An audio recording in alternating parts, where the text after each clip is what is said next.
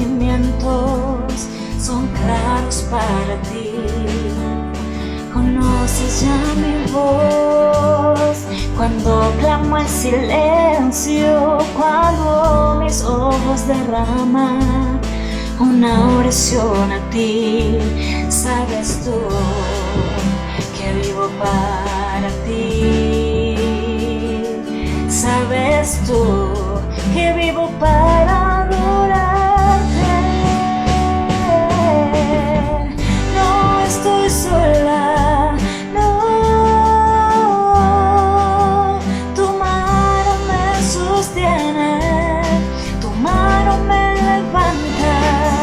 Cambia eso, Dios, el dolor. Lo cambias tú en danza, das alegría a mi alma.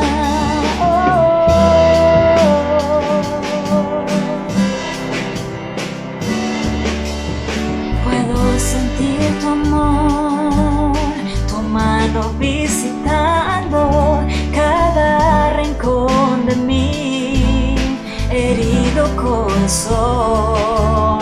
Yo sé que estás aquí, sanando mis heridas, cuidando de mi vida. Me has dado el perdón. Sabes tú que vivo para ti. Sabes tú que vivo para adorarte. No estoy sola, no. Tu mano me sostiene, tu mano me levanta. Cambia eso, Dios, el dolor. Lo cambias tú en danza, das alegría a mi alma. No estoy sola, no. Tu mano me sostiene, tu mano me levanta. Cambia eso, Dios, el dolor. Lo cambias tú en danza, das alegría a mi alma.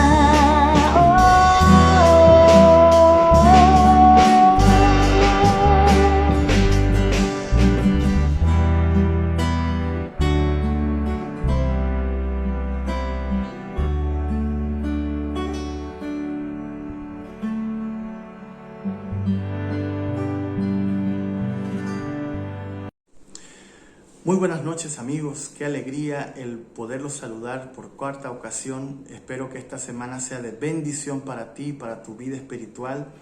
Seguramente que el Espíritu Santo, el Espíritu de Dios está haciendo una obra maravillosa en tu vida. Si es primera vez que estás escuchando estos temas, quiero decirte que Dios tiene un propósito para tu vida maravilloso. Solo tienes que abrir el corazón, abrir la palabra de Dios, tener comunión con Dios. Esa es la vida eterna. Y yo estoy orando por cada uno de ustedes porque en realidad cada vez que estudio estos temas de los sellos me doy cuenta de la magnitud de este mensaje y la importancia que tiene para nosotros hoy. Hoy vamos a hablar ya sobre el tercer sello, así que te invito a que tengas tu Biblia allí cerca, un bolígrafo, un cuaderno y también que puedas compartir estos mensajes a todos tus contactos, a tus amigos, para que esta verdad llegue a todo lugar.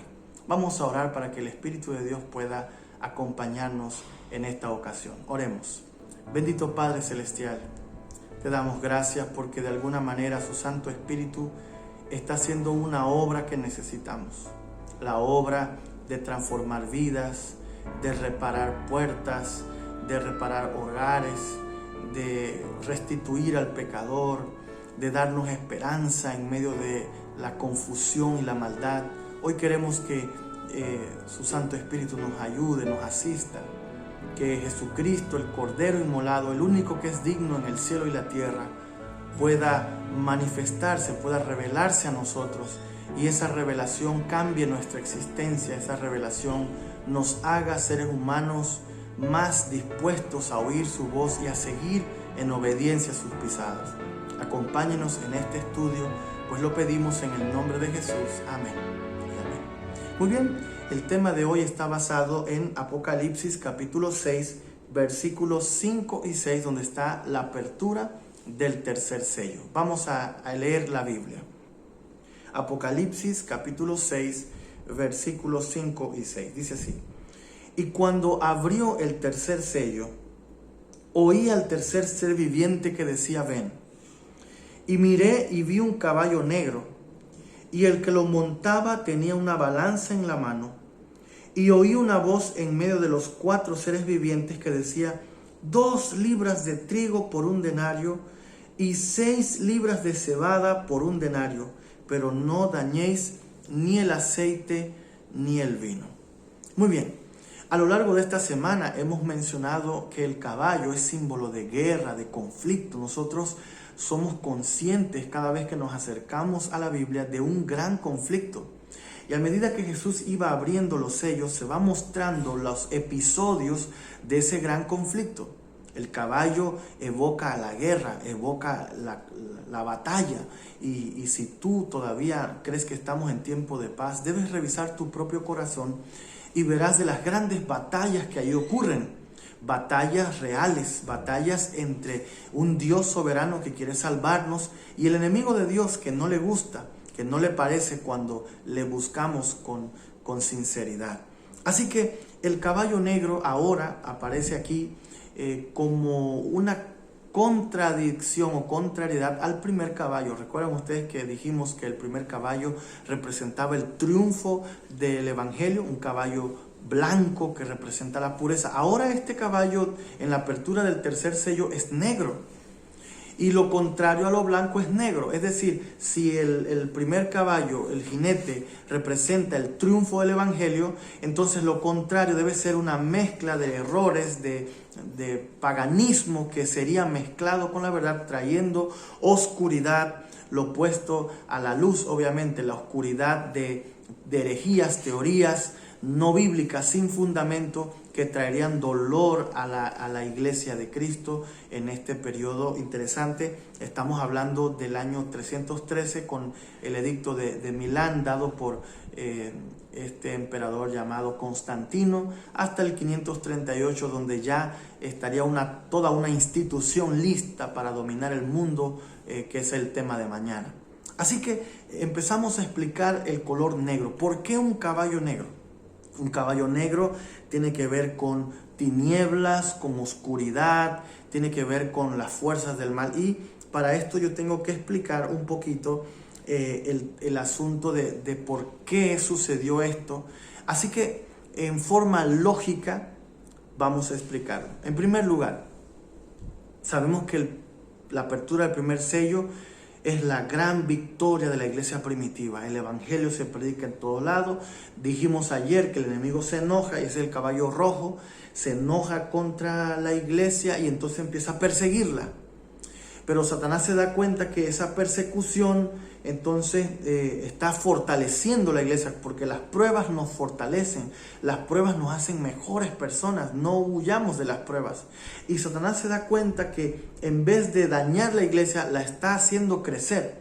Así que el diablo cambia de estrategia. Este tercer sello es un cambio diabólico de estrategia. Satanás se da cuenta que desde afuera no puede destruir la iglesia. Así que la estrategia que él usa es introducirse.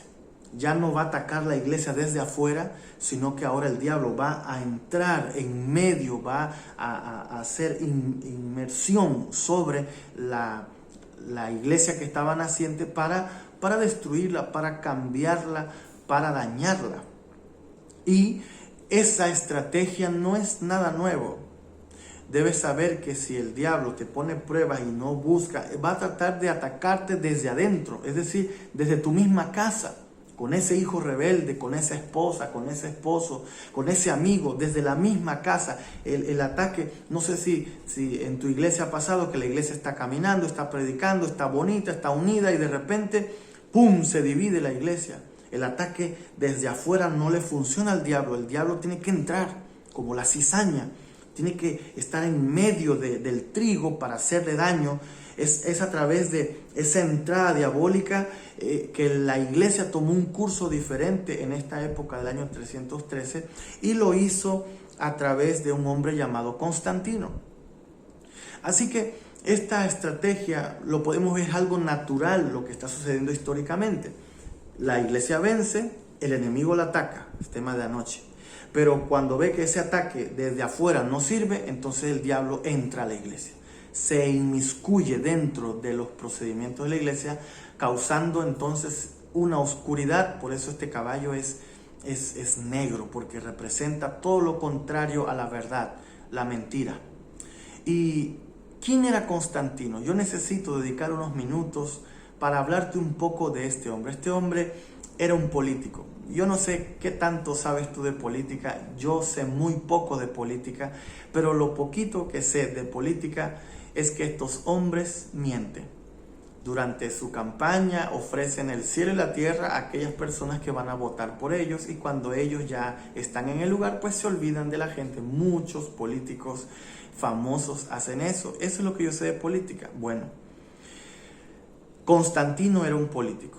Constantino tenía una mentalidad política. ¿Y por qué digo esto? Porque cuando Constantino mira Roma, mira el mundo conocido y los territorios conquistados por Roma, se da cuenta que la mayoría de personas en el Imperio Romano eran cristianos.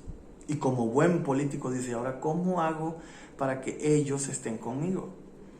Y se le ocurre una gran idea, una idea diabólica.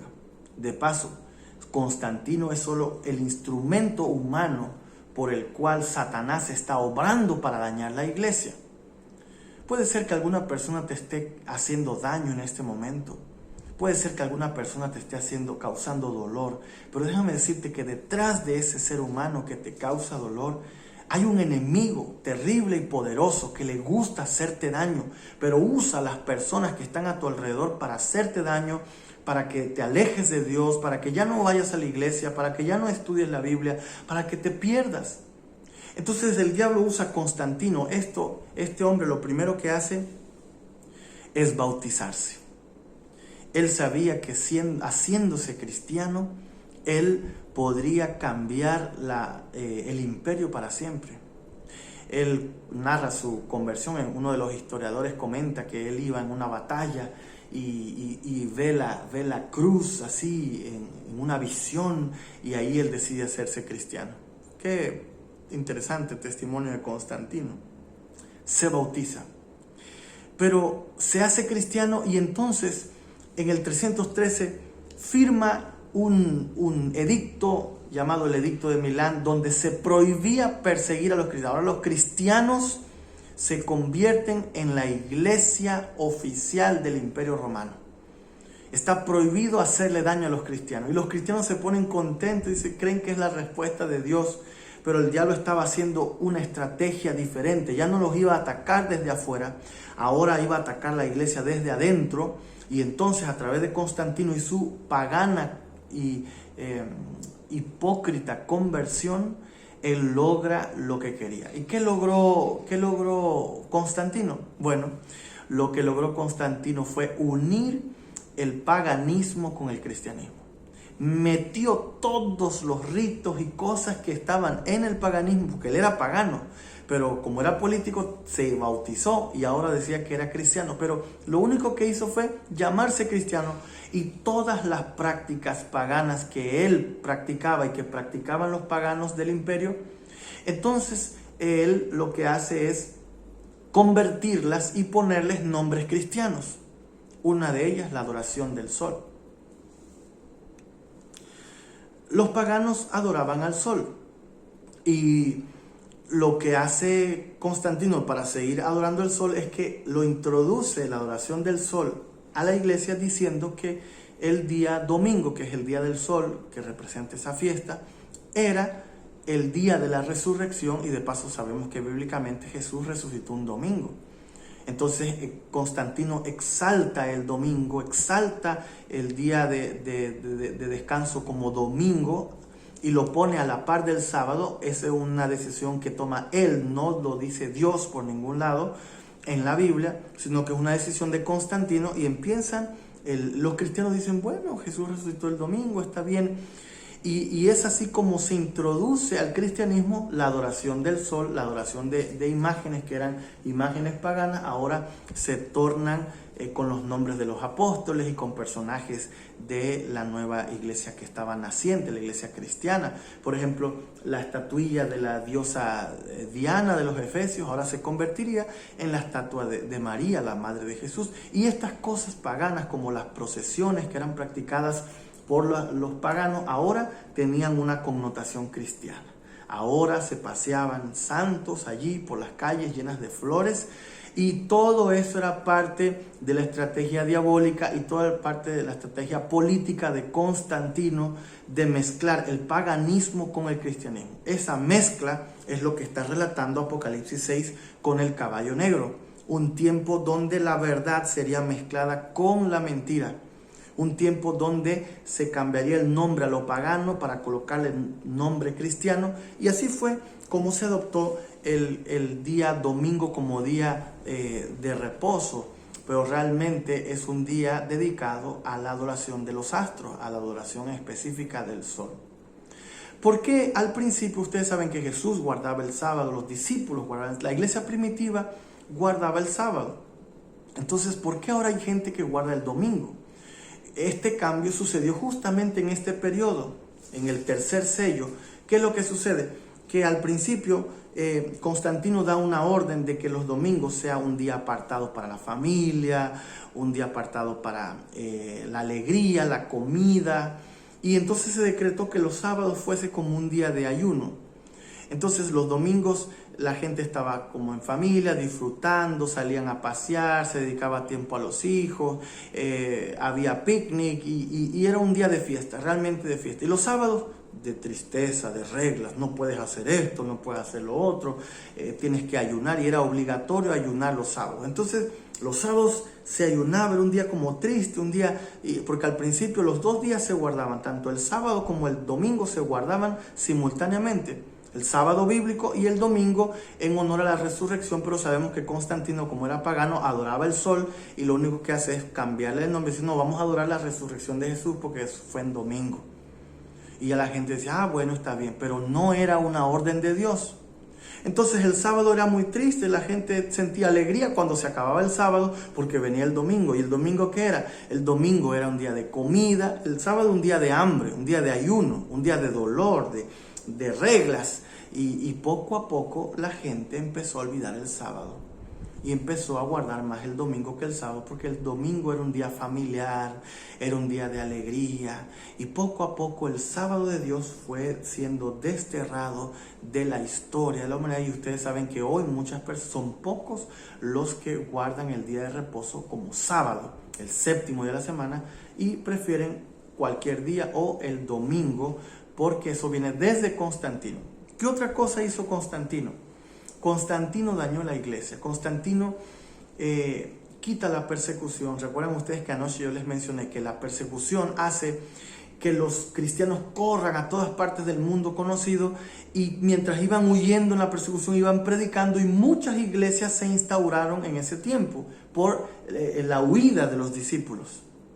Bueno, cuando Constantino para la persecución, los cristianos se paran también. Dejan de correr, dejan de cumplir la misión de predicar el evangelio que Jesús les había dado según Mateo 28.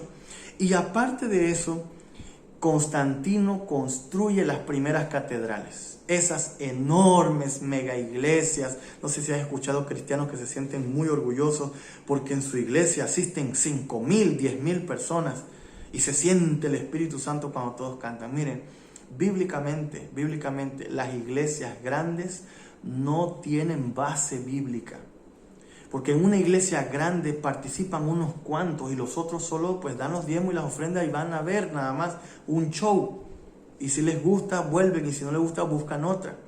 Así que el propósito de Dios nunca fue las iglesias grandes, sino grupos pequeños, iglesias pequeñas donde se reunían, donde la gente se podía conocer, se podía compartir, se podían ayudar unos a otros, iglesias pequeñas. Entonces Constantino les hace catedrales, y los cristianos entonces dejan de huir y se van a sentar para escuchar. ¿Qué ustedes creen que ocurrió? Efectivamente, la iglesia dejó de crecer. La iglesia dejó de cumplir la misión, se empezaron a acomodar en esas sillas bonitas que tenían ahora, porque por muchos años se habían tenido que esconder en cuevas, en ríos, debajo de árboles. Ahí hacían sus cultitos o en casas con mucho calor, con las puertas cerradas para que nadie los descubriera. Ahora podían adorar con libertad en esos grandes templos donde se reunían cristianos a cantarle a Dios, pero dejaron de cumplir la misión. ¿Están conmigo? ¿Están viendo lo terrible de las herejías que empezaron a entrar allí? Se cambió el sábado por el domingo, la adoración de imágenes, empezó esa mezcla de lo pagano con lo cristiano y hasta hoy muchas iglesias cristianas en sus prácticas tienen asuntos que tienen un origen pagano, no un origen bíblico. Y por tradición se hace, pero realmente no tienen un origen en Dios, no hay un escrito está, sino que se hace porque sencillamente siempre se ha hecho sin preguntar si realmente hay un escrito está para realizar esa acción. Ahora, otro detalle interesante que aparece allí es el tema de la balanza. Fíjense bien, el versículo menciona, el versículo 5 en la parte final, que el jinete que lo monta tiene una balanza. Yo quiero hablarte un poquito de esa balanza. Esa balanza representa dos instituciones que el Señor ha dicho en su palabra deben permanecer siempre separadas. Y es el gobierno, es decir, el Estado, la autoridad del Estado y la autoridad de la iglesia. ¿Por qué tienen que estar separados? Porque ellos ejercen una función distinta. El esposo de la iglesia, ¿quién es? Es Cristo. Entonces la relación de la iglesia debe ser con Dios y con Cristo. Y la del Estado es pues dar las reglas para que el ser humano pueda convivir. Pero cuando la iglesia, esa es una balanza, debe estar así. Pero ¿qué pasa en el tiempo de Constantino? Constantino mezcla el gobierno con la iglesia. La iglesia se convirtió en la iglesia del Estado. Y la iglesia tenía injerencia en las leyes, en la elaboración de leyes. El Estado le cede esa autoridad y eso es lo que se está preparando, porque del 538, cuando se acaba esta apertura, hasta allá, en toda la Edad Media, la iglesia dominaría los gobiernos del mundo. Y eso lo puedes tú investigar en los anales de la historia.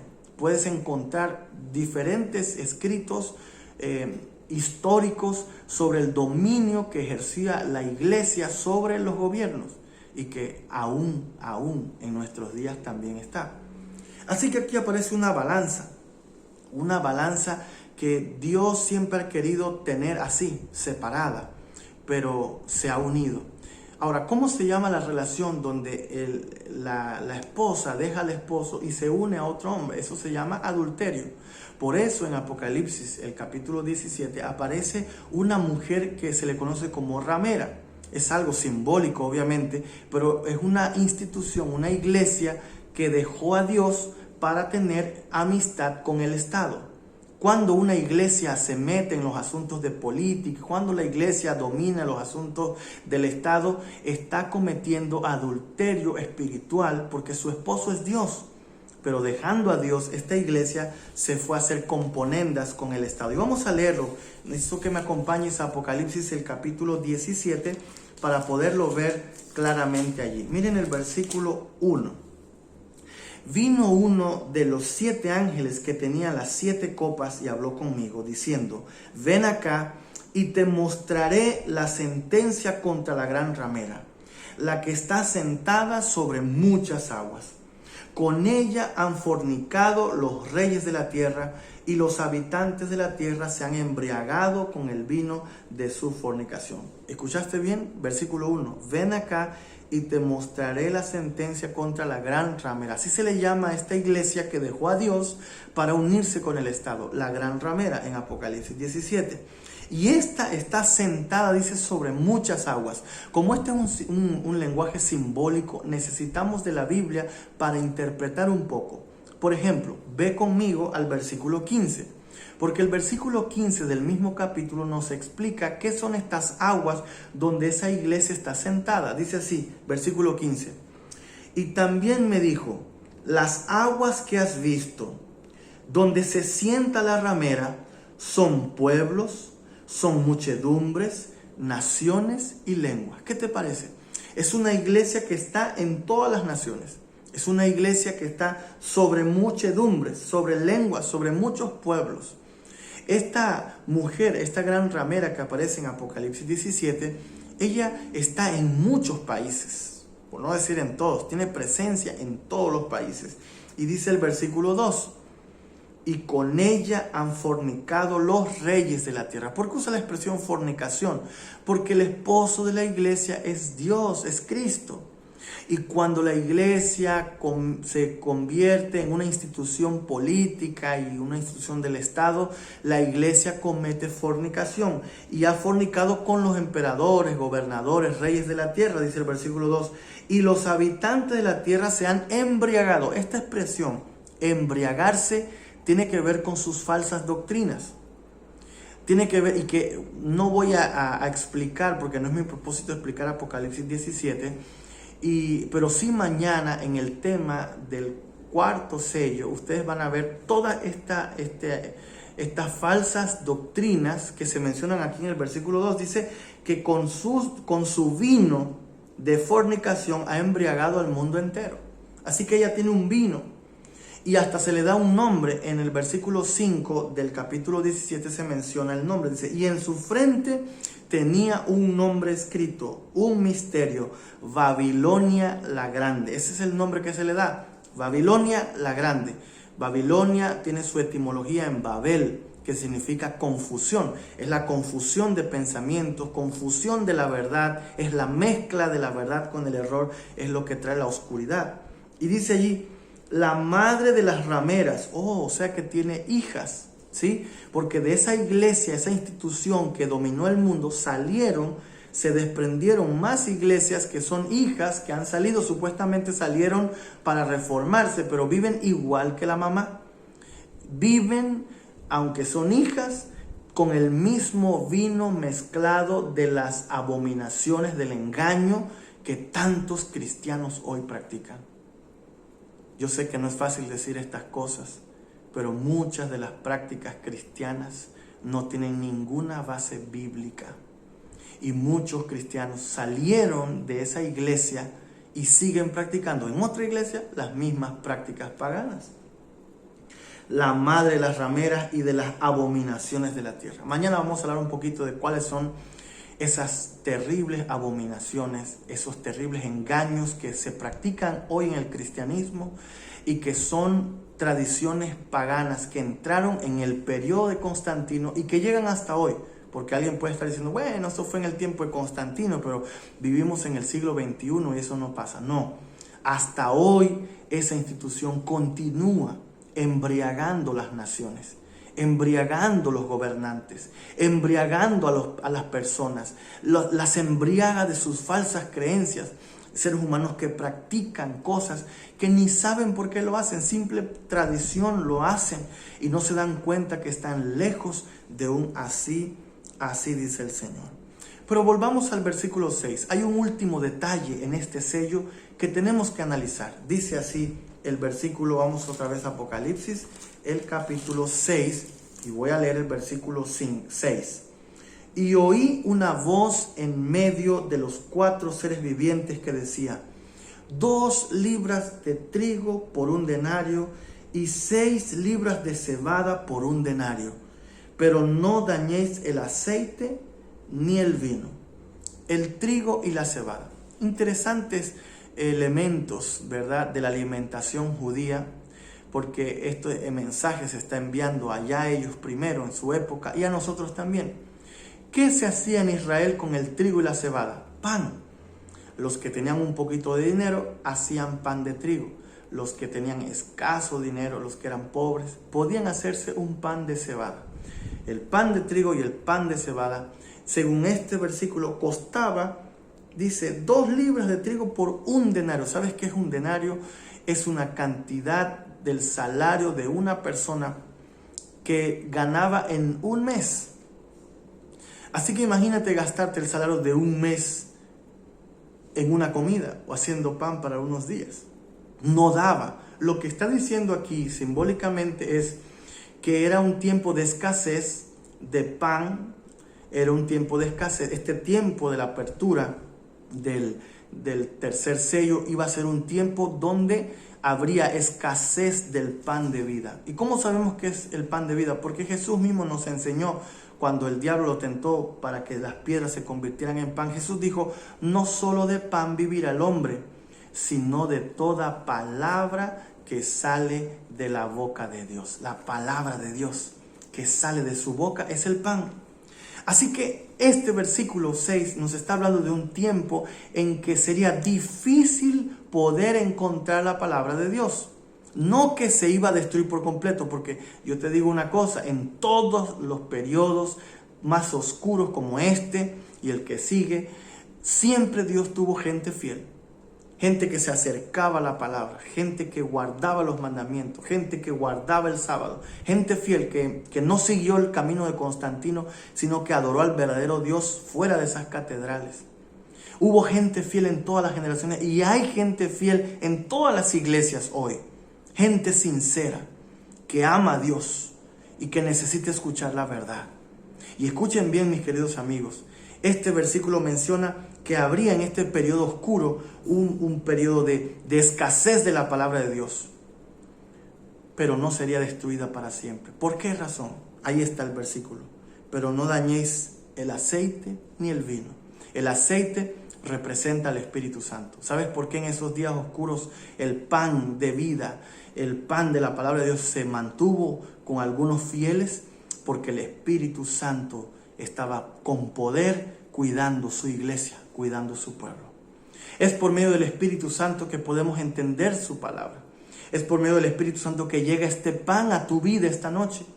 Es por medio del Espíritu Santo que en esos tiempos oscuros el pan se mantuvo, pero también el vino. El vino representa la obra del Cordero en el cielo, como un Cordero inmolado intercediendo por su iglesia. Jesús en el cielo intercediendo y el Espíritu Santo como vicario de Cristo, representante de Cristo en la tierra, ayudando a los verdaderos fieles, a los que quieren descubrir la verdad, para que salgan de la abominación, de la embriaguez, que salgan de las falsas doctrinas y puedan conocer el pan de vida. Ese es el trabajo del Espíritu Santo y es el trabajo que el Espíritu Santo quiere hacer contigo esta noche.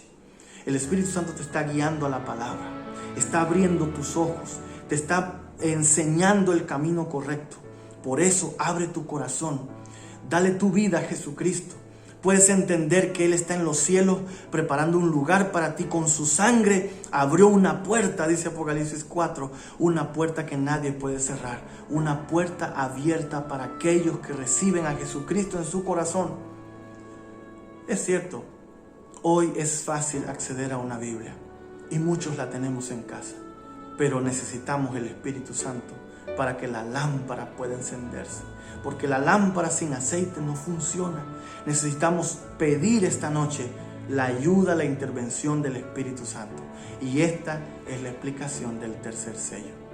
Yo quisiera saber cuántos hoy quieren la ayuda y la intervención de Jesús en el santuario y del Espíritu Santo aquí con nosotros mientras estudiamos este tema. Si es así, abre tu corazón. Yo quiero orar por ti esta noche y por mí. Oremos.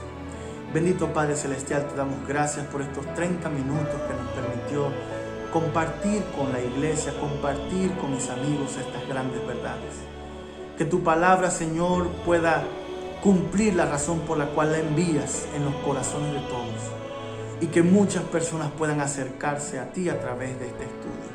Lo pedimos, Padre, en el nombre de Jesús. Amén. Que Dios te bendiga, mi amigo. Nos vemos mañana a la misma hora.